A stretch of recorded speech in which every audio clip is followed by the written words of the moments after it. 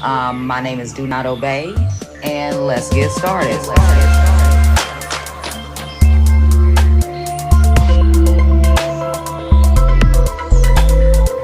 Let's get it.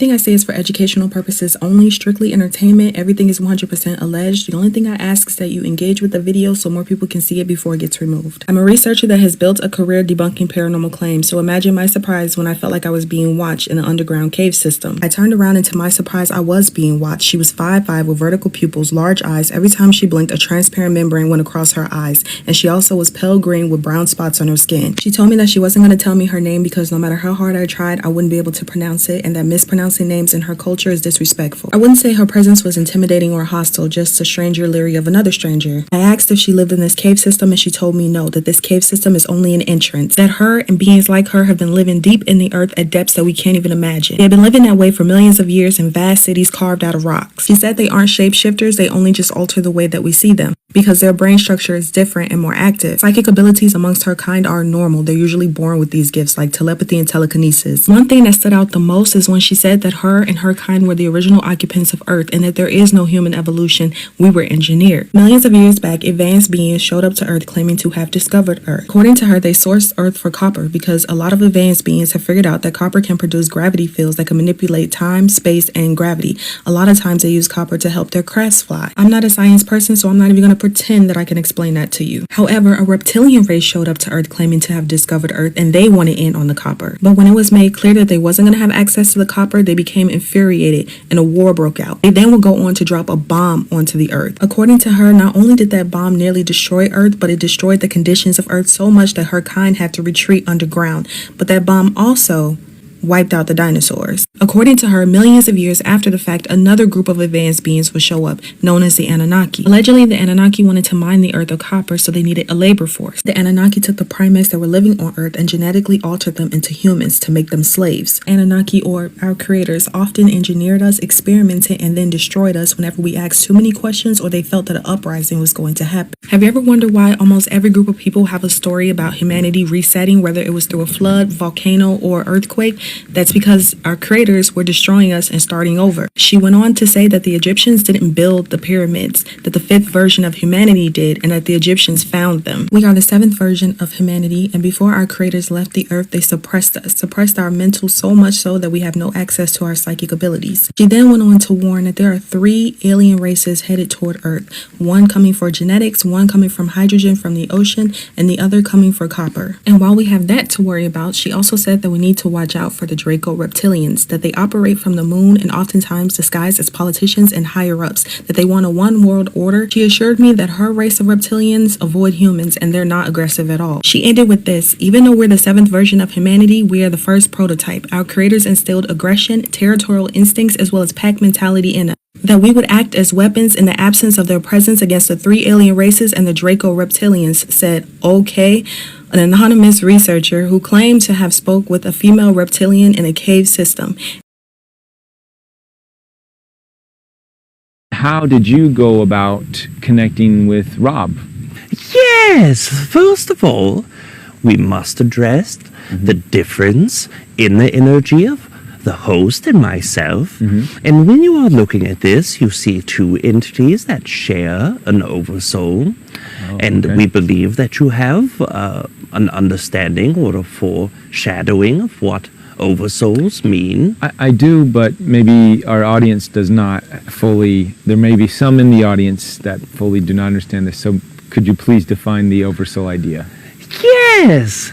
What an oversoul is one energy that is very large, non-physically, and it incorporates many smaller energies. And the mindset of an oversoul is to feel experiences, to have energetic understandings of a certain reality it wishes to create. So one oversoul gathers with many other oversouls to agree upon a concept of creating a planet, of creating an entire situation, and the certain ideals that are within the galactic consciousness that it wishes to express in the physical reality are then manifested physically, and then your Earth becomes created. And as it creates, each oversoul takes small portions, or what we would call fractals, of energy from itself, and what it does is it puts an intent that is so large to experience something physical that it is able to molecularly form into a physical thing. So first an oversoul will create physical things as rocks, what you would know to be first density beings. Then it will create certain bacterias, and then animals, and then human beings. And what the oversoul is a combination of all of the smaller parts that are added together for the entirety of the experience. Now, we do not wish to get off topic, but we do wish to express that when you see the evolution of the planet in your scientific needs, this is very appropriate and very correct in our perception, but it was not physical things that decided to evolve through chemical reactions, although it was physically. The undertone of that is a manifestation of the desire for new experiences. So if you think of the oversoul, remind yourself that it requires experiences. Now back into the conversation of my own connection with the host, what we would say is that both of us are different pieces of the oversoul. We share the same oversoul and are energetically linked. And in my own mission to connect to humans, my desire, my passion to connect to humanity, there were several different entities on your planet, several consciousnesses that I felt a resonance with, that were vibrationally matching my own understanding and connectability. And in those several entities, all of their desires were to connect outside of themselves, in their own perception outside of themselves.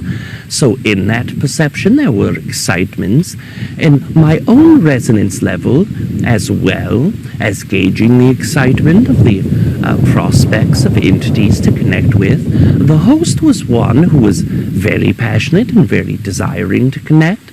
My desire and his desire are what connected us. Have you been able to connect with some of these other energies on the planet that you said are similar? Yes, I have been able to connect to a great vast amount of human consciousnesses since connecting with the host. I see. So when the host, Rob, was sort of this catalyst to open up a door full of connective doorways for your energy to connect with others. Yes, in people and humans that are listening to the channeled material that we are sharing, who listen to either the host or myself, or even auditive sharing, what they are doing is placing a vibration of desire to connect to me more directly, a desire to connect to my own energy and heart. And in doing this, it calls out our own energy, just as if you are calling a phone and saying, I wish for Treb to pick up the other line. That brings my energy in to co-create with many humans. So I have connected to humans through conscious connections. I have connected to humans through sleep state, and I have connected to them energetically. If even half of what she says is true, then our entire history is upside down. People think that the Lacerta files were a story, but they weren't ready for her science. Every time I return to her words, something new unlocks. Not because I'm looking for meaning, but because her explanations of consciousness, genetics, and ether sounds less like mythology and more like suppressed physics.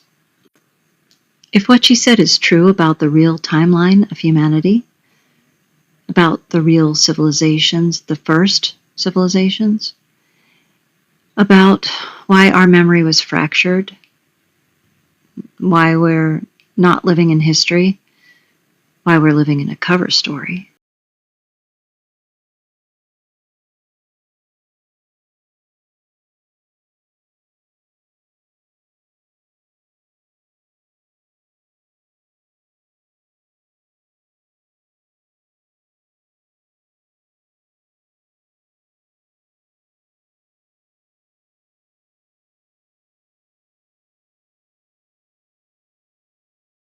The Andromedans tell you that the Alpha Draconans are here now. Where? There are 1,833 of them that have been living underground between 100 and 200 miles beneath the surface. They've been here, some of them have been here a long, long time. They have lifespans that are thousands of years. They're carnivorous. They are not friendly to mankind, at least the ones that are here. Are you saying carnivorous that eat humans? Yes. And they won't eat a dead human. It has to be alive at the time of the killing. Their preference is children. And we've been told you shouldn't talk about that. Other people say, well, you better not talk about the reptilians. Well, bull. Why not? According to the Andromedans, they're responsible for 31,712 children disappearing in the last 25 years from the United States. These children were food. And I'm supposed to just shut up and not say anything about it because people don't want to hear it? That's tough. That's tough. Westchester County, in the last 5 years, 3,000 children in the Westchester County, New York, have vanished without a trace. Where are they going? Why are we allowing this to happen? And why should people stay in denial about it? Now, how are they able to do this? How are they able to do it? How are they able to come up out of this from underground and do it? Or do they have tunneling systems everywhere? They're being helped by the Greys, and also there are groups within the higher echelon that are actually helping them acquire this. So human beings are abducting the kids and giving them to the Greys to in turn give them to the Alpha Draconans? That's right. That's part of the deal. They won't come up as long as we feed them down there. You understand? It's about human beings selling themselves out. The echelon attitude here, the needs of the few outweigh the needs of humanity. And sorry, that just isn't right. But it's going to have to be humanity that's going to rise up and take the stand. You're just going to have to turn off your televisions. They're going to have to get in their car. They're going to have to fire everybody in Washington, D.C. that knows and does nothing. And they're going to have to do something. This apathy's got to end. Otherwise, the way we live is going to end. Period. I mean, that's the bottom line. And I'm not coming from a fear space. I'm really quite angry about the apathy and the fact that, when people give lectures and try to tell us, people want to stand up and fight with them. Look at what's happening around us. The indications are everywhere. Everywhere. The truth is now an obscure thing. The lie is the norm. There's something wrong here. What's wrong with this picture? Sorry, I'm getting crazy. No, you're not.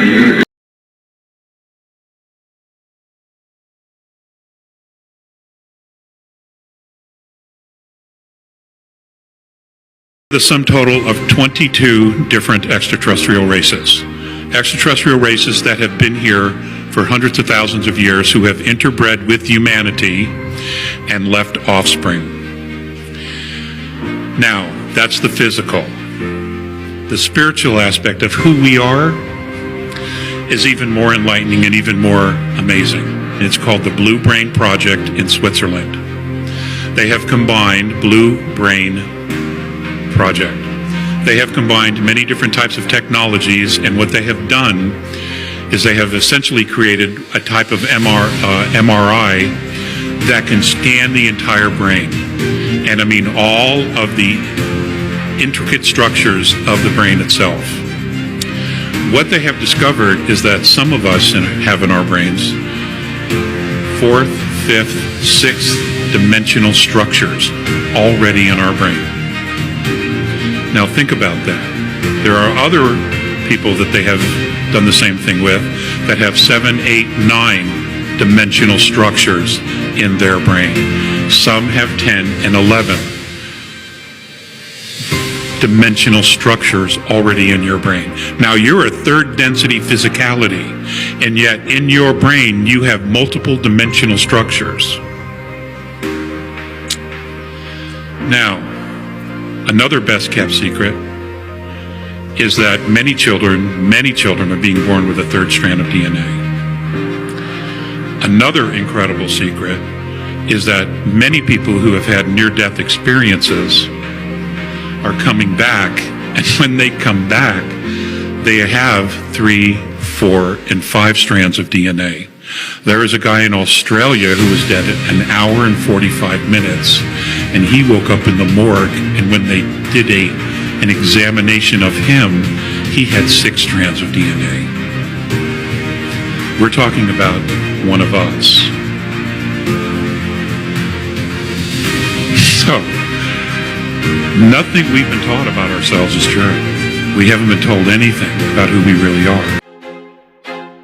I feel like I'm losing my mind. Is everybody in the world blind?